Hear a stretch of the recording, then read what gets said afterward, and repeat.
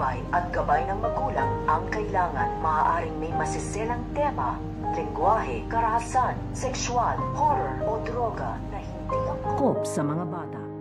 So ito nga si Darius ay tatanungin na niya dito ito nga si Mamita na kung gusto pa nga daw niyang makita at makausap ito nga daw si Apo Berta dahil nakarating na nga rin dito nga kay Darius ang paghahanap nito nga para dito nga kay Apo Berta dahil pinapahanap nga ito nito nga ni Mamita. Kaya nga ito nga si Darius ay tinanong nga dito at kinausap ng masinsinan si Mamita at nung sumagot nga dito ito nga si Mamita na gusto nga niya ditong makita at makausap ito nga si Apo Berta ay tutulong na nga rin dito ito nga si Darius sa paghahanap nito nga ni para dito nga kay Apo Berta upang matuknosan na nga nila dito kung ano nga daw ba ang katotohanan at kung ano nga daw ba ang nangyayari dito nga daw sa kanilang pamilya dahil napapansin na nga rin ito nga ni Darius ang pagbabago ng pag-uugali at pagkilos at pananalita nito nga daw kanyang asawa na ito nga daw si Lucy at malayong malayo na nga daw ito sa kanyang nakilala at napangasawang Lucy nga daw noon. So makakaabangan nga natin dito kung matutuknasan na nga ba nito nga ni Darius ang mga pagkatago-tagong sikreto